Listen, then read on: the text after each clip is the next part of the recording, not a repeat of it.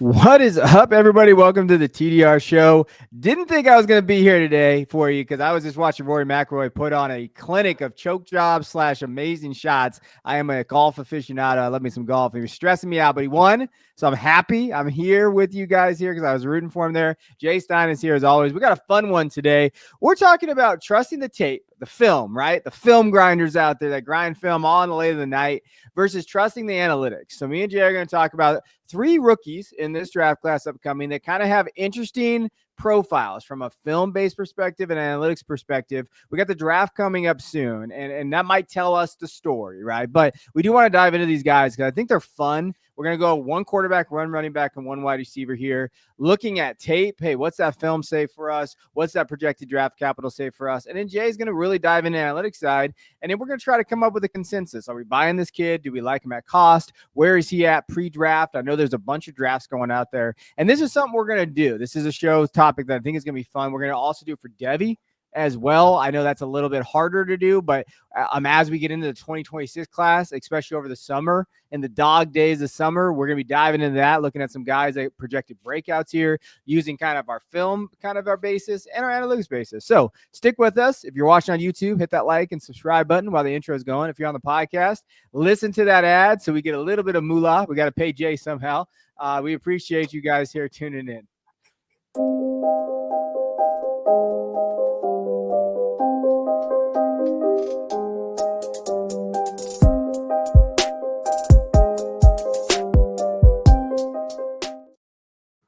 All right, we're going film versus analytics. It's a kind of a hot debate out there, Jay. I don't know if you've been around the Twitter streets much. I know the market's been a little crazy for you, but people get hot about this topic, right? So before we get into Jaxson Dart, he's going to be the quarterback that we talk about here in terms of what he is from an analytical profile, a tape, and before I even dive into the raw numbers here, what's your take on the ever-ending war of film versus analytics? Where are you at on this battlefield?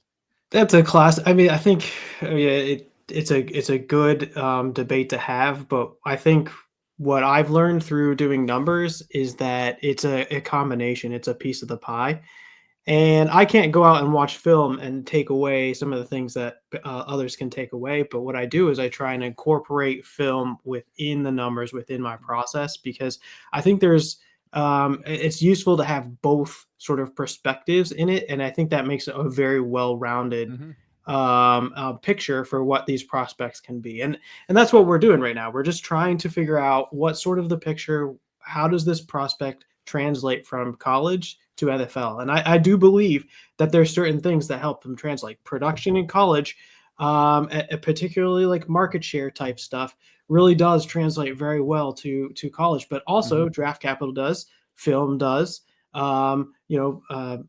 athletic testing, size measurements, advanced stats, all kinds of things go into these profiles. And what I found is that it's really taking the best of both of those things. Learn what you can from the guy that watches the film and see if you can numerically account for that stuff into your process. It shouldn't be all one way or the other way. Those that don't know how to watch film can get a really good idea of what a player is just by filtering through a few numbers on some of these guys and get sort of 75-80% of the way there on what they like, and then they build in that sort of film sort of piece to it, and it really builds that profile even more. So I don't think it should be more of a debate. I think it should be more of like, how can we help each other come to the best solution, best answers, best probabilities of success? And that's how I always view it. You're just too kind. That's the problem. I think you're 100% right. I think the thing that ruins it all is hubris, right? Like if you're on one side and you think, oh, my take's the best way because I watched this guy's tape for 4 years, you don't know what you're talking about. Or, hey, the numbers tell me this. I'm smarter than everybody in the room because I have this spreadsheet that tells me the right answers. The hubris is what kills everybody. And I think that's what you get into when you get into this argument. But if we're getting into Jaxson Dart, he's an interesting trend. Like he's an interesting kind of tape versus kind of analytics, because he is an analytic darling a little bit, but he's also at times has been a tape darling. Like he has, and there are plenty of film guys that really like Dart too. So we're going to get into Dart profile here. First, just the raw numbers. So when you're looking at kind of where he's at on mock draft database, which is essentially just he takes every mock draft imaginable and puts them into his spreadsheet, probably his system, his algorithm, and says, hey, this is where his capital is right now. Dart is a late first. He's going around that 24th to 30th range in his mock drafts out there at the site. So go check that out. So presumably late first check mark, kind of. But again, it's this same database had Malik Willis as a first round pick too. So there's going to be nuance with mock drafts because people don't really necessarily know there.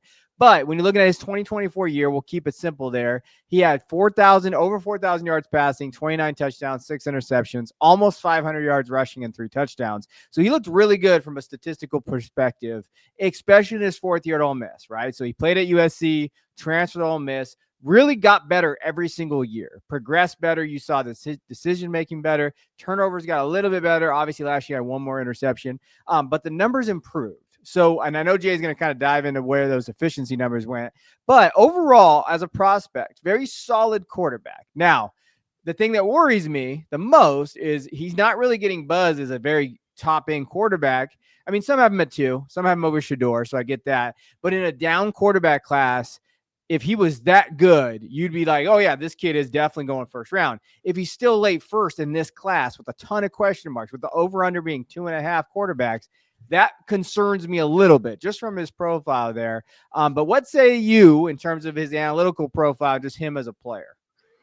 Yeah, it's a fairly good analytical profile. It's I have Jaxson Dart in my tier 3, so it's not end all be all from a numbers perspective. But what I'd say is when we're looking at Cam Ward and Shadur Sanders and Jaxson Dart, the numbers, if you're just looking at the numbers stuff, it kind of favors towards Jaxson Dart than the other two of that group. Yeah. I would say, but this group of quarterbacks in general is not as high. Haven't been as high from a numbers perspective as I have been in past classes. But experience adjusted production metrics best in this class. So he played 4 years. He was above the line. If you look at PPR, he was above the line for 3 out of 4 years. QBR, 3 out of 4 years. EPA per play, 2 out of the 4 years. Adjusted yards per attempt, 2 out of the 4 years. Rush yards market share, 3 out of the 4 years. So, and that's really what I'd like to see on these experience adjusted metrics. Each year in college, are you meeting certain thresholds that, kind of prove that or show that the players that have come in the past have sort of hit those thresholds and gone on and been successful. So for the most part, from a production perspective, he's hitting those experience adjusted metrics better than the rest of this class. So that's one. Okay. Number 2, he's been a pretty accurate, efficient passer with limited turnovers, especially this past 2024 and throughout most of his career. So his adjusted completion percentage for his career was 74%. In 2024 is 77.2%. Very, very high. Big time throw percentage. How many NFL level throws are you making as a percentage of all your throws? Career 6.1%. 2024 7.6%. Really, really good. Turnover worthy play. How many times are you sort of like putting the ball in harm's way? You want it to be pretty low. For his career, 2.9%. For 2024, 2.8%. This year in 2024, he had the highest PFF passing grade in college. PFF, that's a film grade that they're giving there. PFF passing grade, 91.9, highest in all of college football. 4th highest QBR in all of college football, 3rd highest NFL passer rating. So very accurate, very efficient, not very many turnovers. I just read a study by SIS on accuracy of intermediate routes sort of being the most correlated to success. And if you guess who of all these 2025 rookie quarterbacks, who is the highest accuracy on those intermediate routes, it's Jaxson Dart. Jaxson Dart is the highest at 74% in 2024. The next highest is Shadur Sanders at 69%. Shadur Sanders, by the way, has really good accuracy as well, and beats him at some of these metrics, low turnovers, maybe a higher adjusted completion percentage. But Jaxson Dart had the higher percentage on target percentage on the intermediate throws, which they said correlated a little bit more to NFL success. So Accurate, efficient, limited turnovers. Mhm. Also, he picks up yards on the ground. He averaged 44 rush yards per game for his career. And then in 2024, he averaged 50 rush yards per game in 2024.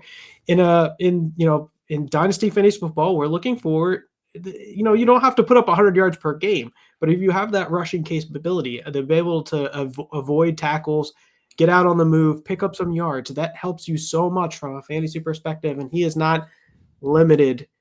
So he on that from that perspective. So he does have a rushing floor to his game. So I think that I don't think there are any red flags from a processing perspective, at least from how I can measure it using numbers. You might have a different perspective from the film perspective because of the offense that Ole Miss runs, but when you're looking just at the numbers from a pressure to sack ratio and a time to throw ratio, he's not showing any red flags from there. His pressure to sack for his career was 15.1%.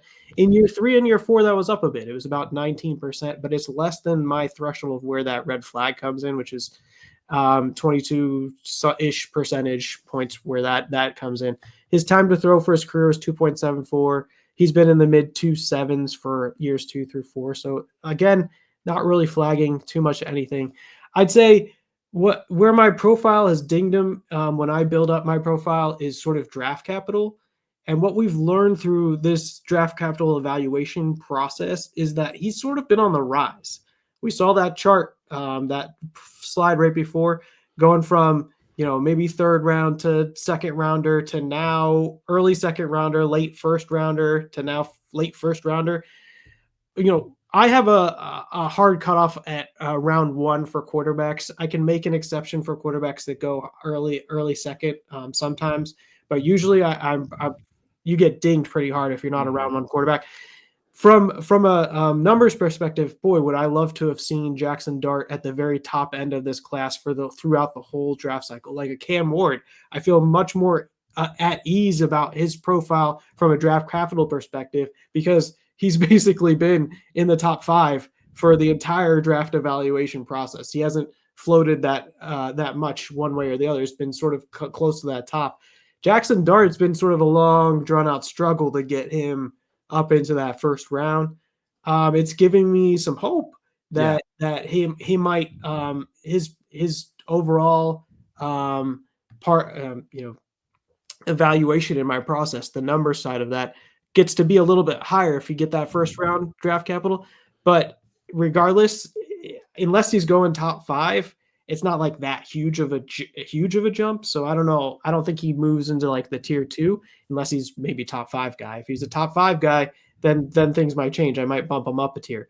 But in a lower class, I do think that the numbers, the analytics, the trends here behind Jaxson Dart are fairly interesting, especially when you're comparing him. If you're just doing the relativeness to Cam Ward and Shadur Sanders, it's interesting. I really do think it's a very, very interesting profile. So experience adjusted production, pretty good. Accurate, efficient passer with limited turnovers, pickups yard on the ground, and that draft capital is really rising. I think it makes for a very interesting story.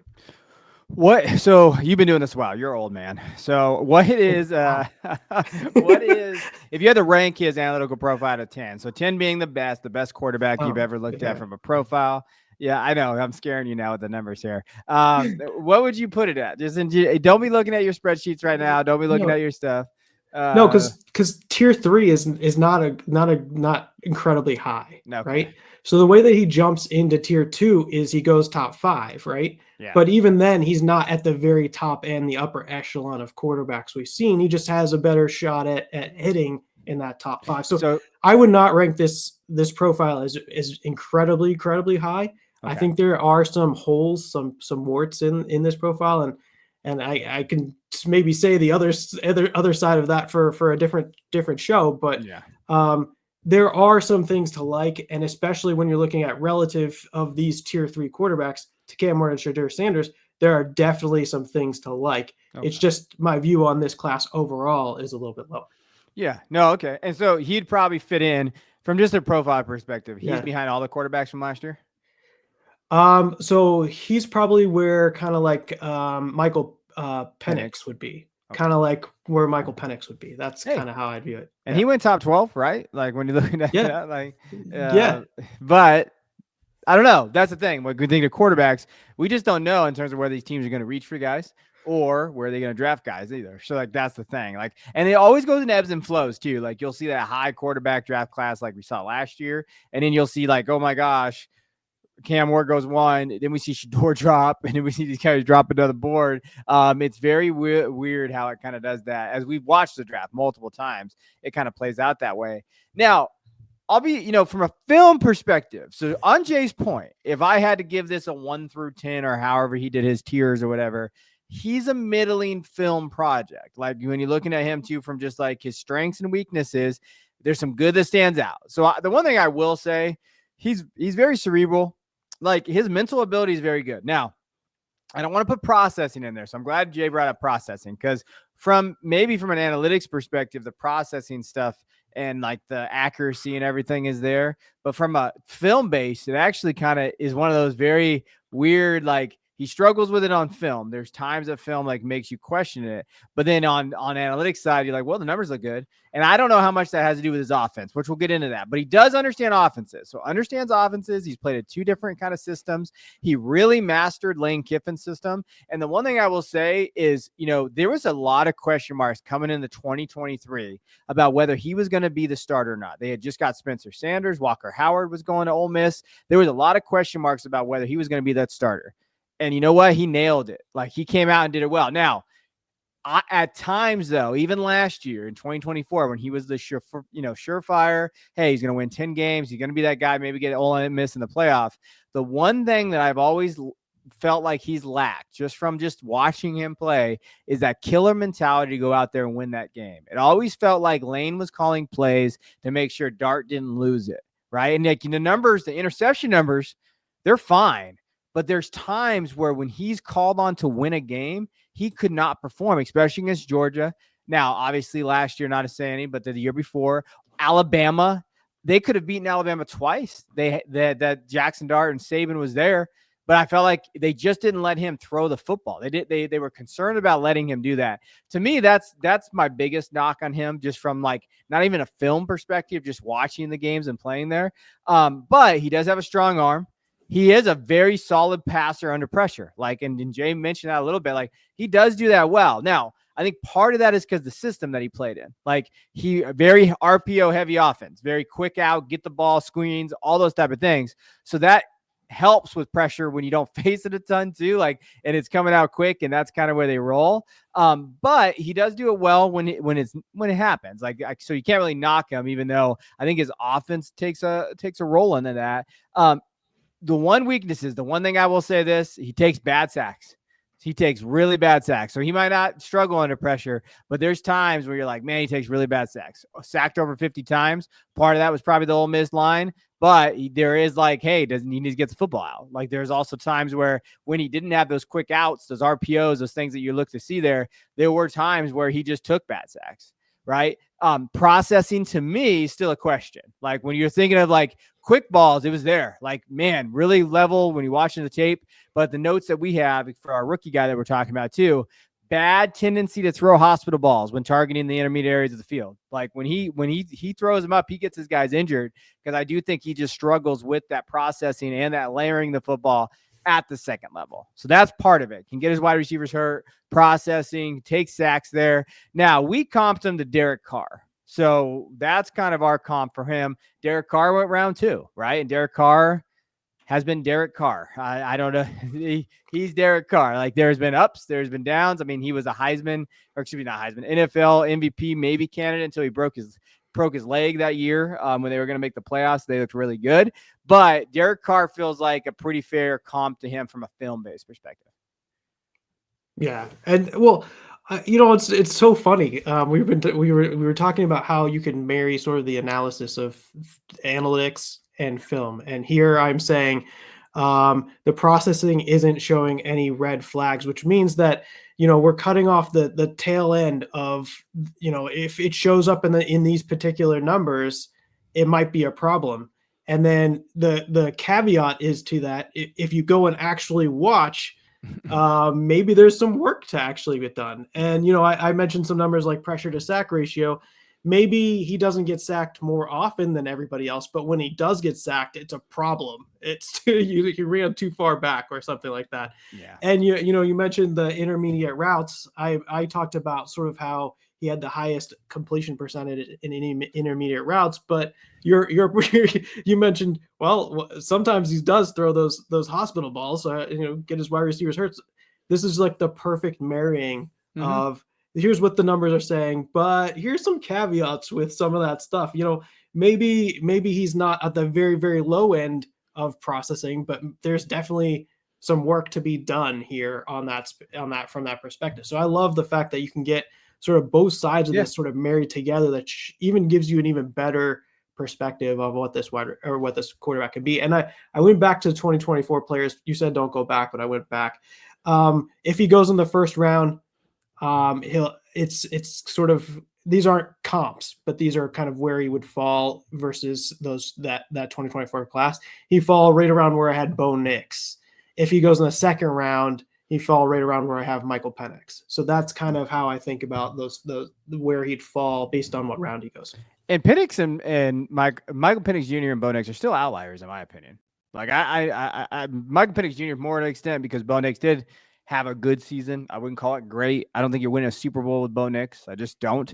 But maybe that's his ceiling. Maybe that's Jaxson Dart's ceiling here. So yeah, I like how we married the two, right? Like I think those two, this is a perfect player to start off. Just like, all right, let's marry these guys. Like what fits? What are the pieces of the puzzle looking there?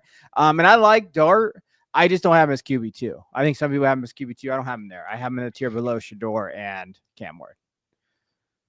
All right, let's get to another guy, Kaleb Johnson. Now, Jay was a little worried because we've talked about Kaleb Johnson, but he doesn't understand that. Like, I will not lead him astray. Like, yes, we've talked about Kaleb Johnson, but he is the perfect person to talk about this with in terms of what he is, right, as a player. Now, when you're thinking of Kaleb Johnson, he's a junior. I don't know why the graphics says senior, but for the podcast listeners, he's a junior. 3-year kid, right? 2024 is his big year. That's his special year, right? 1,500 yards, 21 touchdowns, 2 touchdowns on the receiving end, 188 yards there. Capital's been across the board a little weird here. Was getting shot up to be running back 1 for a little while. Running back 2, running back 3. Now he's down to running back 5 in some areas. Second round is kind of where you're looking at draft capital there. Now, when you're thinking of him, I think it's an interesting one because I do think from an analytical side for his year 3, that is special. Like, I think that is kind of where that threshold, you're like, oh, really good. But then from years 1 and 2, I think he might be misses on some, right? Like, I think that sometimes he misses there. He did have 779 yards his first year, so he's going to hit some of that production metrics probably. But from a speed and film base, I will say this. There are a minority of guys that love Kaleb Johnson's film, but there is a majority of guys that do not like Kaleb Johnson's film, right? So, like, I think from a film-based perspective, that's where he gets dinged a little bit on his profile. But what say you about your love child, Kaleb Johnson, analytical profile? Yeah, that was my kind of my fear. I just felt like I've been talking Kaleb Johnson. I might venture to be a stan or something of Kaleb Johnson. I do think that you're seeing him go in mock drafts now in the second, third round. I think that's interesting. He's 220 some pounds. I think that's interesting. He's an early declare. I think those are all interesting things. But I'll start with here the experience adjusted metrics, as I do from a production perspective for most people. And years 1 production wise and year 3 production wise were good. In year 3 in particular, we'll hit on that in a second. But in year 1 and 3, he hit on PPR, yards per team play, rush yards over expected per attempt, dominator rating, backfield dominator rating. He hits year 3. He hits on the receptions market share. That's the one that he didn't hit in 1 or 2, but he does hit in 3. We do like our running backs to have some sort of pass catching ability that shows maybe the capability of having 3-down work. But I think even this in year 3, I think there could be some exceptions made and a lot of it came on one play. And so, whatever that is. And then in year 2, it was really down year. He really missed on all of these experience adjusted metrics. So years 1 and 3, pretty good.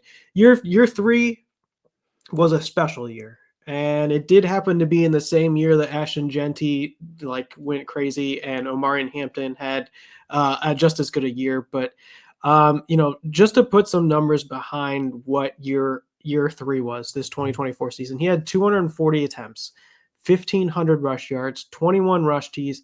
He averaged 128 rush yards per game. He has 6.4 yards per attempt, 4.42 yards after contact per attempt, and he had a 56.1 breakaway percentage. Those are those 15 plus percentage run, 15 plus yard runs on design runs. He had a 129.8 elusive rating and an 87.2 PFF rush grade. This was a remarkable season, and many, many years. You can go many years, and there'd be a lot of years where he would be the number 1 running back in any of those classes. So he just happens to be producing in a year where Ashton Genty and Omarion Hampton just actually went crazy. The thing that I would say that stands out the most is that he was Iowa's offense. So he had the entire market share of the offense. Everybody knew it. He had a 40% dominator rating, an 80% backfield dominating, and a 2.45-ish yards per team play, which was the is a way for measuring market share. And that was the third, depending on how you look at it, third or fourth best in the 2024 class in 2024. The thing that I'd say is everybody knew Kaleb was Iowa's entire offense, and they still couldn't stop him. He faced some of the highest percentage of the heavy boxes. So the higher amount of people closer to the line, he's faced some of the highest percentage of those out of all of these players. Everybody knew it was going to Kaleb Johnson, and he still had this type of season. It still was basically unstoppable there behind there. But I guess unless he was playing Ohio State. Well, that's the thing. You watched that game. So I remember. So everybody out there listening and watching, I'm not letting Jay get off the hook here. Yeah. So yeah. I remember in that Iowa game against them, I remember we were texting or somebody, you're like, oh, well, we got to stop Kaleb Johnson, then I'll feel more comfortable. And then let me tell you what they did against Kaleb Johnson. They stuffed him, right? Like Kaleb Johnson did not have a good game against that Ohio State defense, who, I mean, listen, they won the championship, so I'm not going to sit here and shit on Ohio State. But that defense was giving up some rushing numbers that year. Like, it wasn't like they were just kind of going away there. They were good rush defense. Like, don't get me wrong. They were a very, very top 15, top 20 defense. But there was opportunity for running back to do that. Now, part of the problem was they have no quarterback. That they knew that. Knowles knew that, so they didn't let him get outside the box. But I don't think that we can just say, oh, well, he didn't have a good game against Ohio State, but he had a good game against everybody else. I do think that in that game, it did show some of the question marks that we have for him. I mean, he did have 86 yards, right? So he did do terrible there. But they were still feeding him. And then when they were down like 28 points, because that was their offense. Yeah, and that's all that they could do. That's literally all they could do. And he still, throughout the season, still put up numbers like this. Yeah. And I do think that is a point, as a very, very valid point. But he was Iowa's offense. Everybody knew it. He faced stacked boxes the whole season against maybe lesser opponents than Ohio State. They were able to stop it, but some of the other teams in the Big Ten were not able to do that. No. And so it was significant to do that in a season. And the other thing I'd mention is it wasn't only just a market share. He was pretty efficient when he had the ball. He put one of the better rush yards that were expected, cumulative rush yards that were expected up in 2024. So if you chart out the cumulative rush yards or rush yards or attempt for just the 2024 season, you put those guys in there. He was Genty, Hampton, Travion Henderson had a really high one. His numbers are up there and compare with those, if not even a little bit better than a lot of those things. So You know, that does stand out. So, you know, have a huge high market share of an offense, which generally does translate to NFL production fairly well. Then you're pretty efficient when you do get the ball with it, shown by that rush yards over expected. I think this marries up to be somebody that could be really good. One knock that I'm getting is, you know, people did not like the 4.57 40 time. I think what gets lost a little bit in this, although you know, this is a class with running backs that does have significant weight, so there are relative differences between some of these guys. But you know, this guy is 24 plus pounds, running a 4.57. That's different than, say, a guy that's 190 running a 4.57, or a guy that's right at 200 running a 4.57. 224 pounds running a 4.57 doesn't meet, or doesn't put him in a red flag category. That is sufficient. His speed does make it sufficient, so it doesn't pull up that red flag for me there. And so I think if you marry all those things together, production metrics, especially in year 1 and 3, really hit. When you compare it to the rest of the class, it's a decently sized production. It's not perfect. He's not a tier 1 guy, but you know, it does pretty good. 2024 was absolutely incredible, to the extent that you look at what a player did in the last year of their career, and how much a part of the offense they were, how much market share they had, how much involved were. It was an incredible year, and I really don't think I do think that he has sufficient speed, that he'll do decent in the NFL. Now, for me, you know, I started the conversation off like, you need to still see the draft capital. The draft capital has consistently been day 2, so round 2 or 3, and we just need to see that come through in the draft, and then I'll feel more comfortable.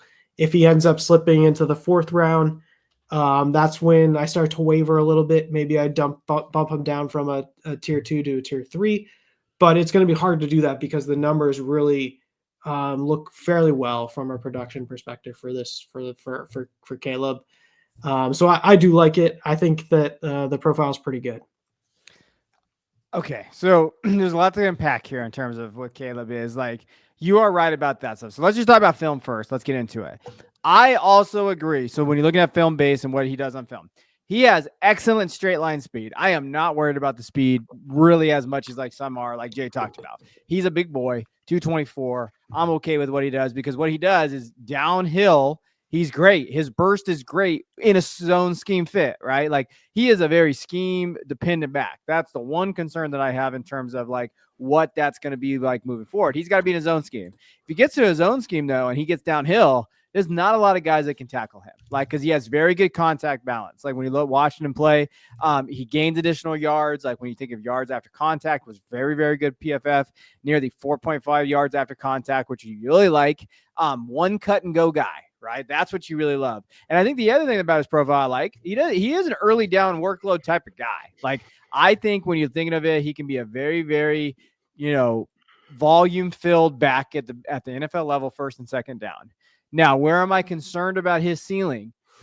Limited between the tackles, at really, like, it's a weird kind of thing. Like, I think that there's times where you're like, hey, you know, very, very good when he gets outside the tackles and then cuts it up and goes. We see plenty of the tape there. Like, you really like what you see there. But inside the tackles, I think he kind of struggles for his size, which from a film-based perspective, that concerns me, right? Like, because it's all right. You look great on the outside. You look great when you one cut and go, especially when you get outside the boundary. Very good. Inside, though, I'm like, oh, man, this guy, where is that level inside the tackles? Because you're not going to do that one cut and go on the outside of tackles at the NFL level every single time. You're just not going to do that. So that home run ability now gets tapered back a little bit for me. Non-existent receiving threat. I really don't think he's a receiver. Now, he got a little bit better last year, which is great, but I think that he's going to struggle there. He struggles in pass protection. Like, and really, there's probably 3 guys I trust in pass protection in this class. Kaleb's not one of those guys. So that, to me, I really fail to see a scenario where he's out there on third down a lot. Like, I just don't see it. So our comp for him, based on a film-based kind of perspective, James Conner was our comp. And I think I don't know how you feel about James Conner, but what he's been able to do in Arizona, okay. I think it just depends on what you feel like Caleb's ceiling is. I think a James Conner type career would be fine for Kaleb Johnson, especially coming out of high school, 3-star kid, not really highly rated, going to Iowa, where running backs kind of come and go depending on where they are, who they are there. We haven't seen a ton of NFL guys from Iowa. So James Conner's fine. I just think that from his profile, I'm actually kind of less out now. Like when you were talking running back 2 or 3 and people were doing that, I was more out then.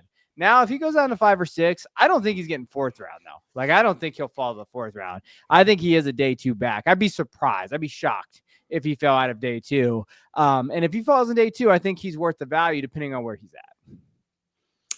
Yeah. Yeah. I completely agree. And right now, what you're seeing from him is people are jumping off the ship right now. Yeah. Going into the draft. You're seeing him fall into the early second of rookie drafts. And so in that case, if he really does go day 2 and you can get this guy, I think that this is a great, sort of buy low type of situation for him. And if you go and look out on sites like Keep Trade Cut or Fantasy Calc or any of those things, it's even lower than what you would expect for a early second round type player. So that's pretty interesting. I want to just hit really quickly on the receiving yards. So, I said he hit in year 3 on a receiving receptions market share.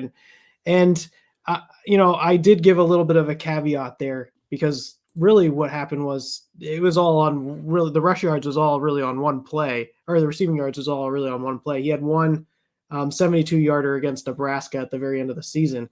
But if you just look straight at reception share there, Iowa had, as a team, 163 receptions. Kaleb Johnson had 22 of those receptions. He was behind Jacob Gill at 35 and Luke Lachey at 28 receptions.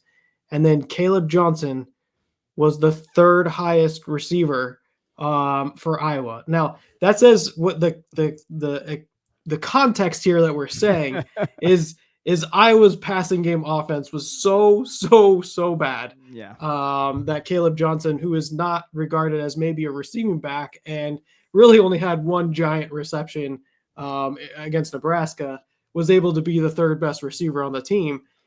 That just shows you just how much of this Iowa offense just went through and relied on Kaleb Johnson, and that receiving market share percentage there does require a little bit of context. And I think it does really fit in with what Kevin was saying about, maybe not having that pass catching ability that you'd like to see in fantasy backs in the future. But that doesn't mean that he can't get a large percentage of a market share of an NFL offense and do really well with what he is given in that offense. I think Ken Walker was a better player, but he could have that Ken Walker type vibe, like where Ken Walker didn't show that he had a pass catching ability just last year. Now he looks really good. Like I don't want to say he can never do it. Just right now, yes, Iowa's receiving core was bad. And just to give everybody kind of a context to where most people have him going is in the 1st round, but here's some teams getting mock draft too. The Cowboys at 28, obviously moving back up in that mock. Denver at 20, even Kansas City at 31. Fantasy Points released a mock recently. That was there. Some other ones this last month. It can be kind of tricky. Bears in round 2. Not a bad spot for him and Ben Johnson's office. Steelers round 3. Bears getting mocked a lot there. Browns in round 3. So of mock draft database, there has been nothing lower than round 3. So that's positive. That's a positive thing for his profile there. All right, let's get to our last guy here, and then we'll get out of here. But this is the guy that's causing some anguish out there amongst fantasy analysts in terms of what he is. Matthew Golden, he's a junior, 5'11", 191, out of Texas, originally at Houston. And me and Jay are old enough to know we've been fighting over Matthew Golden and Luther Burden for like years now. We talked about these guys when they were freshmen coming into high school, or college, coming out of high school. So we're very versed with these guys. Now, we're looking at Matthew Golden. He's been the biggest riser of the preseason or offseason or however you want to do it, draft season. This last year at Texas, 83 targets, 58 catches, 987 yards, 9 touchdowns, 17 yards per reception. And he's really shooting up there. I was shocked by this actually. So he has a first round grade right now on Mock Draft Database, which I've seen him go as high as wide receiver 1. So I have seen that. Now, he's kind of backed off of that a little bit. So there's been like going back and forth in terms of what he's at. Like I've seen him go first overall as a wide receiver. I've seen him go third. He's kind of across the board. I think his peak was probably like last month, but he still looks really good. Like in terms of where he's probably going to get drafted. The highest I've seen is Dallas at 12. And as a Dallas fan, I've seen it mocked by plenty of people out there. That's where he could go. Texas kind of roots, those type of things. We've seen that happen. Now, we're going to switch this one up a little bit. I'm going to go over film first. Then Jay's going to go over analytics because I think this is the biggest divide that we've seen out there. The analytic guys, and I don't know how Jay feels, absolutely hate Matthew Golden. Like they don't think he has a good enough profile to be a first-round wide receiver. From a film-based perspective, I think the things that stand out about Matthew Golden's tape, wins every type of route with explosiveness. So he does that really well. Suddenness, explosiveness, does that very well. On tape, really, really good. Now, concentration, body control. I mean, in 50-50 situations, he comes down with pretty much everything. I think catch point, really good. He picks it out no matter where it's at. And let me tell you what he needed with Quinn Ewers as his quarterback. Very good body control and concentration because Quinn Ewers struggled with accuracy. If you watch Quinn Ewers play, there was times. And he's always open. And I don't care what analytics tells you.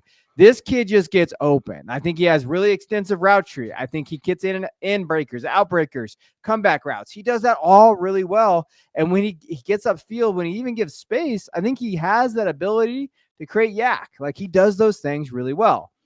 Now, the detractors, the weaknesses out there from a film base, play strength, I think is a problem. I think he can struggle against physical corners. That's something he's going to have to work on. That is a legitimate, probably his biggest knock on his profile is his play strength. I think against physical corners, how is that going to look, right? Injuries have been an issue in his career.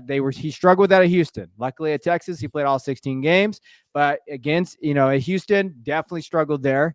And then inconsistent hands at times in terms of wide open balls. Like it's just these weird, like there are a few tapes that pop up, but I do think he has great body control and concentration. There are times where it's like, man, where did that drop come from? But then he'll make 4 great catches right after that. So that's a small knock. The biggest knock for me is play strength. Like that is number 1 for me there. Now you're also going to hear Isaiah Bond was banged up. If he didn't get banged up, he was their true wide receiver 1. Golden also, like he played 16 games. He only had 58 catches, 987 yards. In context-wise, if you watched a lot of those games, they definitely didn't need Matthew Golden at certain times, especially in the middle of their season. They played some pretty cupcake games there. So I think that played a role in it too. I don't want to make excuses for him. I think that, yes, I would have loved to see him produce a little bit more. But I do think he is good enough to be a first-round pick. Like I do think in this class. Now, whether you think this class is good enough as from a fantasy perspective, I get it. But I think that he is good enough to be a first-round pick. I think he could be a very solid wide receiver too. Now, our player comp for him is Stephon Diggs. That was our player comp to how he plays. And I could see him doing that, elevating himself into a Stephon Diggs light type role. But I think he is just a wide receiver too. But where he lands is great. If he goes with CeeDee Lamb in Dallas with Matthew Golden and Dak in there, sky's the limit for this kid. Now, I think he might get drafted too high for me, but that would be an exciting kind of outcome for him. So that's what the film tells us. What's the analytics tell us? The analytics say that this is not a slam dunk first round wide receiver. And so I guess when I do my process, draft capital gets weighted highly. But I'd say what analytics folks know is that you have the combine, guys run fast, they get pushed off draft boards. They're super athletic. They get pushed up draft boards. And the NFL desires those sort of freaky athletic wide receivers that can run really fast. And maybe guys that have profiles that numbers aren't quite there get pushed up into the first round. And you see sometimes it doesn't always make the most sense. So there's tons of examples of wide receivers that maybe don't have the numbers that get pushed up into that first round, and then it doesn't necessarily work out. And so I would just say it's a little bit mixed here. The efficiency metrics are not that great. So if you look at yards per route run, his career is 185. His best season, which happened to be 2024, is 2.1. Scott Barrett is out there on Twitter sort of defending this side of the numbers piece of it. But he says that the 185 yards per route run is 7th percentile, and the 2.1 is his best season is 8th percentile in yards per route run. So that's pretty interesting. Scott Barrett, of course, fantasy points, very been doing the data a lot longer than I have, so he's pretty good at it. Yeah. Targets per route run, career 18.8%, best 24.7%. That happened in year 2. In 2024, he was 17.7% targets per route run. So that's essentially like target share ish. That Barrett says that ranks 43rd of 48 combined and invited wide receivers from this class. One metric that I kind of like, first downs per route run. His career is 8.9%. His best year happened in year 2, was a 10.6%. Last year, 2024, 8.9%. First downs per run. How many times is your quarterback looking for that wide receiver on those key plays to get those first downs? My threshold's right around 10%. His career number is 8.9%. Last year, 8.9%. So not quite hitting that either. His reception yards per game. His career is 55 yards per game. Yeah. In 2024, he averaged 62 yards per game. If you go and listen to Scott Barrett, he says that's the worst mark by any first round wide receiver in over a decade. 62. I think it was a little less than 62 yards per game.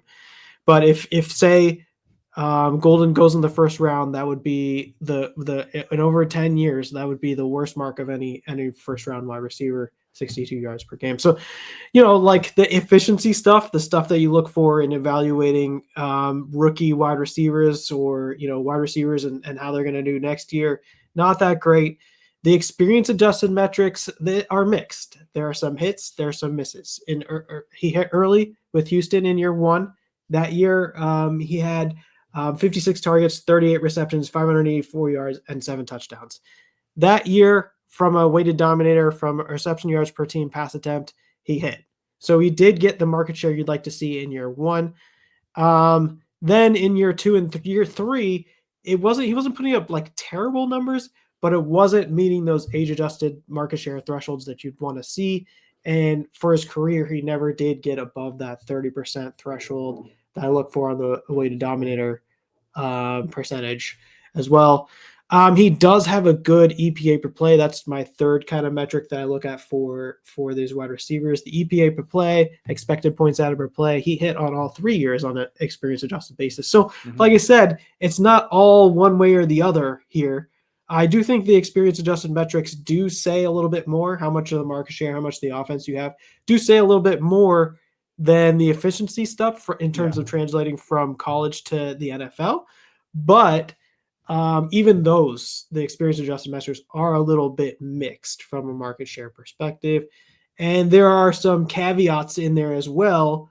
But, hitting that first year, on a Houston team, he was able to hit, but those thresholds weren't very low, but they were what they needed to be for a year 1.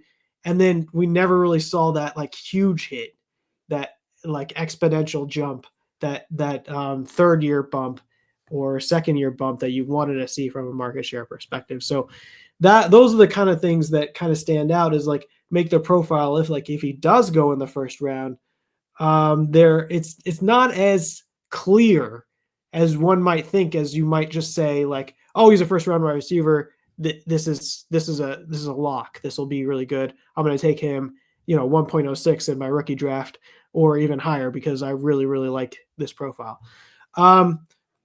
What I'd say is, in rank ordering these wide receivers, it's really hard.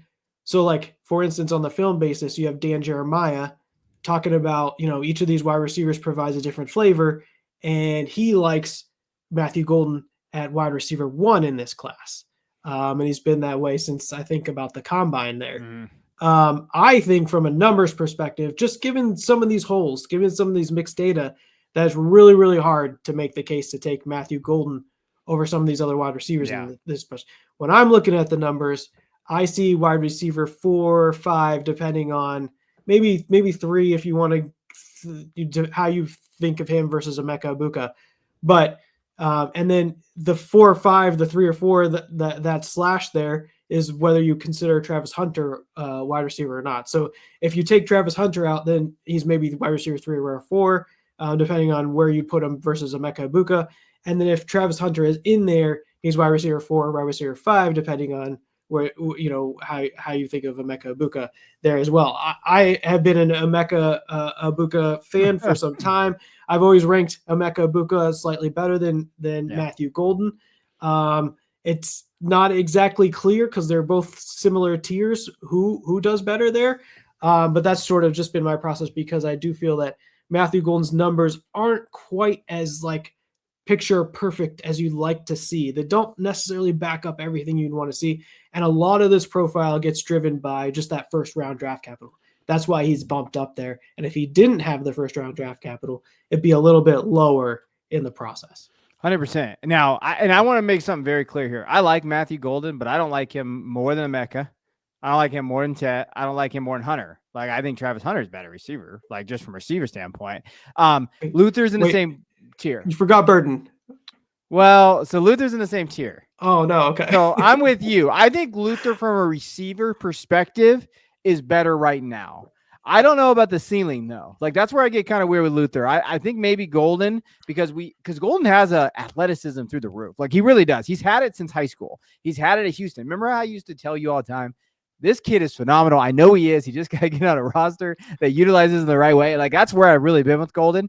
That's why I have him and Luther pretty close together because it really I feel like Luther could be that really solid floor type prospect, where I really like him. And he had the early breakout. And I know you got Jay Stein's mind just stuck in his voice in my ear. I know he had an early breakout. I know he looked good. And I'm actually higher on Luther probably than some. I've seen Luther down wide receiver 8, right? So I think that they're in that category there. I just think Golden, man, if he goes to a solid team where he's the wide receiver 2 immediately, I'm in. I'm in whether the efficiency metrics, the analytics say no. To me, that's a landing spot dependent. Hey, he's number 2 with a solid quarterback. I mean, think of what he could do with someone that's not Quinn Ewers. I just go back to that. I keep going back to okay, if he doesn't have Quinn Ewers throwing the football and there's an accurate quarterback and a very pass-friendly offense, I'm in on Matthew Golden. I think that would be a very good in for me. But I hear you. I understand that the profile. Now, he might not be a great round 1 wide receiver, right? And this is just the class. That's the class. And I totally get that avenue. I totally understand that viewpoint. I really do. But I do think if he finds himself as that 2, I'm in. I'm just in there. But I do think, I have Ted and Mecca there. Then I have Luther and Golden right there, right? And then I have Hunter as my wild card. He's just he's in purgatory land because I don't know what he's going to be yet. I don't know what that team's going to make him. But I do think from an analytics side, I can see why, people are down on Golden. I get it. It's not his profile does not pop off that paper whatsoever. And I totally get that. Film based, it does at times, but there are nuances to it. There are the play strength. There are some, some things out there that you're hey, you got to improve there. But in a nutshell, who did you have higher, him or Mitchell, Adonai Mitchell? Oh, you had Golden higher. If you have Golden and Luther together, you definitely have. It's not quite. So we don't know draft capital yet.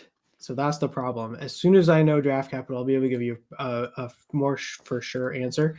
But I had Adonai Mitchell. I had him at I had Emeka. I'm sorry, I had Matthew Golden a whole tier above Adonai Mitchell. That makes sense. And so if he goes in the first round, I'll have him a whole tier above Mitchell. Because I see, I've been seeing, the reason why I asked, because I've been seeing those two guys get I don't know, kind of comped together a little bit. But I don't think they're the same player. I think Adonai Mitchell, even from a film based, he was just a one-trick pony, kind of that deep threat guy, scored touchdowns in big games. That's what he did. Where Golden was kind of their go-to guy, can earn targets, can kind of clean up on routes, do different things. I see those guys mocked together. I don't see them in the same kind of sphere together at all. Yeah, from an experience-adjusted metrics perspective, Adonai didn't hit on a lot of those things. But I suppose the reason why they're kind of getting comped is is like, here's a situation where the metrics don't really line up, but he gets high draft capital. And that's kind of what you're seeing with Matthew Golden. His draft capital seems a bit higher than where the numbers say he might go. That was just at a lesser extent for Adonai Mitchell. His numbers were even worse from a weighted dominator, reception yards per team pass attempt, especially EPA per play, than Matthew Golden. Matthew Golden has some nuggets in his profile, but then Adonai goes and gets pretty good draft capital and gets drafted above where the numbers might say. And I do see that as like an understanding, just a light version of what's happening with Matthew Golden. But I would say Matthew Golden has nuggets in this profile. It's not a 0. It's not like the worst profile you've ever seen. You're still talking good height, good weight, good athleticism, early declare, high draft capital. These are all good things that you'd want to see. And there's definitely nuggets in the production, especially a year one breakout, even if you might make exceptions for some of those pieces. Still year one experience adjusted metrics, it's good. EPA per play, really good for all 3 years. So there's really, really good nuggets to like in here. But I would say Matthew Golden, a whole tier above where Adonai Mitchell was. But the situations are kind of similar in the fact that they're getting drafted well above maybe where the numbers might say you should get drafted. Yeah. Well, we could thank Chris Ballard for Adonai Mitchell's outrageous draft capital. So we could thank him there. But it's funny doing this and then talking about these guys. It just makes me laugh because I think film and analytics is close to what they think on these guys. Like just based on what we had, like I do think they match a little bit. Isn't that funny how it works a little bit? Because I think you like gold in certain areas, so do I. But I could see your point of view from an analytics perspective. Like, oh, I get it. Like, yeah, I see the question marks. But I think we're pretty nuanced in our rankings of these guys, though. I think some have gold really high, right? Where I'm not there yet. I still have some of these other guys a little higher. We didn't have time to get into some of the other guys. I will say this, though. There is a cohort of people who hate Emeka Egbuka.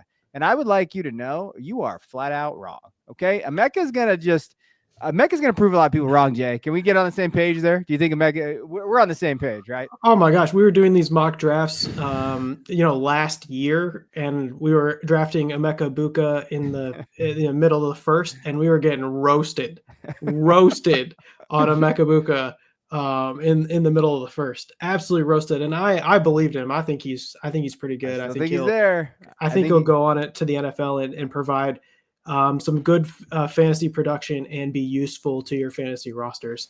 And there's a lot of question marks in a lot of these wide receivers, but I think Emeka has sort of that, like the pro readiness to it, more so than a lot of these guys. And I think he'll as long as the NFL sees him the way that we've seen him play in college, and there's nothing to say that that's not the case. And you've seen lots of slot wide receivers come out of Ohio State and do somewhat similar things. I think he can be a guy that's useful to your fantasy rosters. So do I. We're on the same page there, buddy. But we're going down the Emeka Egbuka Titanic together. Whether or not it's going to be a fun ride, you're going to let me on that door, Rose. Okay, come on, let me on there with you in your spreadsheets. Because I think we're together on that guy. I think if we're going to wrap this up, but of these 3 guys that we talked about, Jaxson, Kaleb, and Matthew Golden, if you had to flag plant one guy from an analytics side, who would it be? Don't this is a tough question here. We're not lollygagging here. We're not trying to be. If you had the flag plant, it's Kaleb. You just pick Kaleb. It's got to be Kaleb Johnson. Okay. But Matthew Golden going in the first round, it's going to be like it's going to be hard to give up that. But I think Kaleb Johnson from the numbers perspective, and that's the thing. We're kind of arguing or talking about different sides here. But I like Kaleb Johnson's metrics, and I think he's undervalued. I think Matthew Golden might be a little bit overvalued. I think Jaxson Dart might be a little bit undervalued as well, especially if he's going to go in the first round. So at this point, you got to pick some of the undervalued guys. But that's the whole point here is that Matthew Golden might be slightly overvalued, but he's still a decent prospect to make a bet on. Does he have a chance? Yeah, if he goes in the first round and all those things, he has a chance for sure. But yeah, I with the caveat being that, I'd probably go Kaleb. There you go, guys. How about you? I asked Jay one question and he just went on a 2-minute rant about he just picked almost every single one guy. Isn't that funny how that works? Like that's Jay, Betty. If I had to flag plant anybody, it'd be Matthew Golden, just because I've been flag planting him for years. So it's kind of like one of those things where I think that he could definitely come out and just earn targets all across the field. Like if he's the wide receiver too, right? Like if he's that guy, I think he can. And I just go back to like Jalen Polk got 2nd round capital. Some of these guys, and I get the regime and I understand it, but like, Xavier Leggett, Matthew Golden's better than Xavier Leggett. He simply is. He is simply better as a prospect perspective. So let's go back to those things. So we appreciate you guys tuning in. We're almost to draft season, so we're getting pretty close. We're excited as we get into we can do some rookie mocks. We can start talking about, who you're drafting based on your rookie drafts. It's coming soon. We appreciate you guys listening. Go check out our Substack, our Patreon, all the content that we have over there. Until next time, we'll see you guys later.